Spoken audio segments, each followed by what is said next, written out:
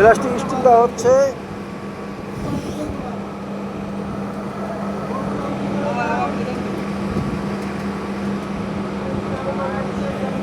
ইলাস্টিকের রোলম্যান হচ্ছে যে টানারম্যান।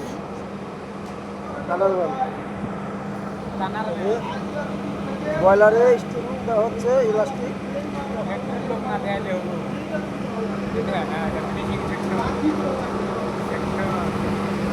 এই হচ্ছে ফিনিশিং সেকশন, ফিনিশিং আয়রন করতে করা হচ্ছে। এই যে কোয়ালিটি মাল চেক দিচ্ছে।